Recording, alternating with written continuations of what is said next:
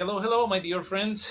Welcome to this semester project, part 3 for Culture and Diversity in BYU Idaho. This semester project, part 3, is made of Brita Connor, Christine Teges, Isabel Hills, Paola Moreno, and Luis Castillo.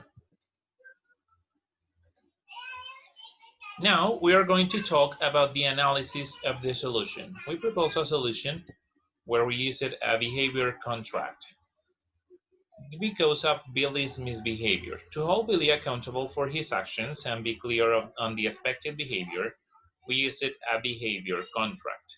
The behavior contract is a tool we can use not only to control the misbehavior, but also to help the child to improve in the situation. The behavior contract has the name of the student, the date, um, the the actions that the student is going to perform each week, and also what is going to happen if the student does not meet this contract. It is signed by the student, the parent, and also the principal of the school.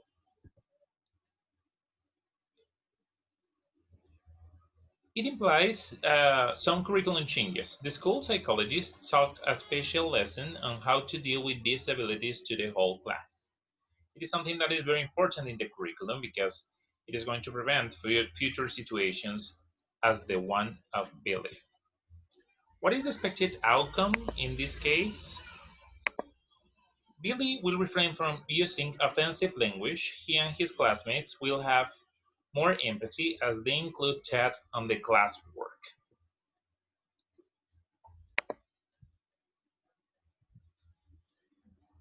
There are some readings we can use also with the students, considering that we are members of the Church of Jesus Christ of Latter-day Saints. The first one is an in-class reading about the doctrine of inclusion by Elder M. Russell Ballard. Elder M. Russell Ballard is a leader from the Church of Jesus Christ of Latter-day Saints. He said, "We are all neighbors, and that we should love, esteem, respect, and serve one another despite our deepest differences." Students need to understand it because we live in classrooms, we study in classrooms where the differences are vivid. So we have to respect those differences to live in a good classroom. Also, we have scholarly work. This scholarly work is based on the work of Christopher S. Memes, Alan J. Daly, and Giovanna Herman Scaeli. They are here on the right.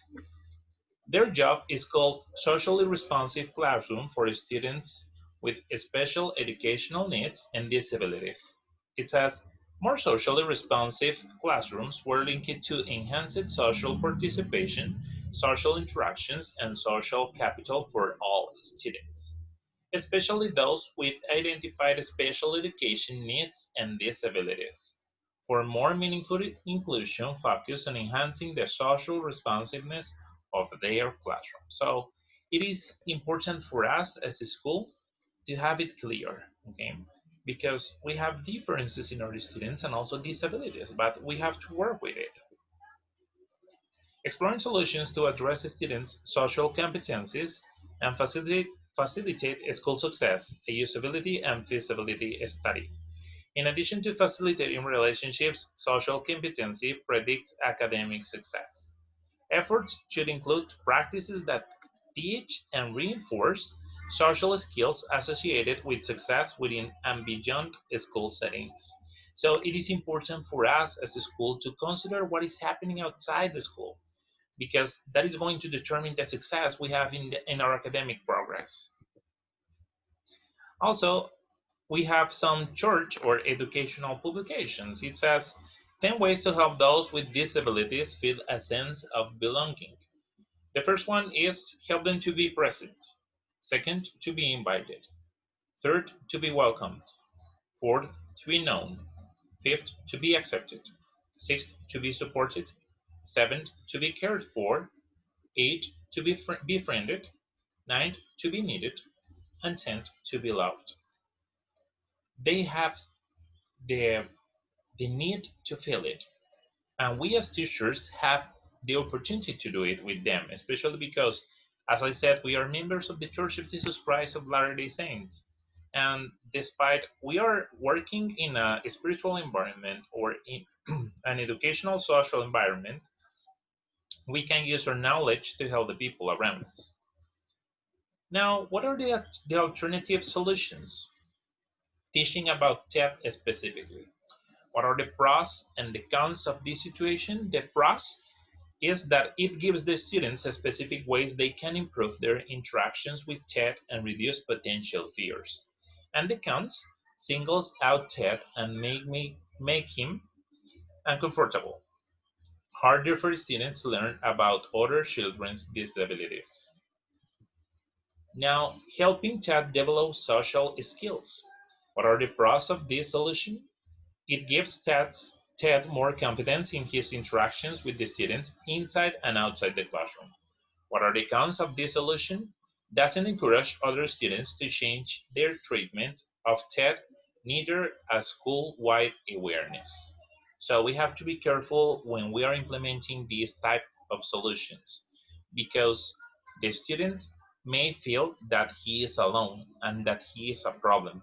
So we have to be careful with that. Class discussion and bullying. What are the pros? More broad can be expanded to just treating everyone with respect, reinforce a core value they already know. And the cons? Students may not consider their actions to be bullying and continue on. It does not connect the whole school. Basically, when we are talking about bullying, each person is thinking, I am not the problem in this. I am not making bullying to other persons because I have a good relationship with my friend and I can do it, so no problem. Okay, so it may be used as an excuse as well. Remove Ted from the situation. What are the pros?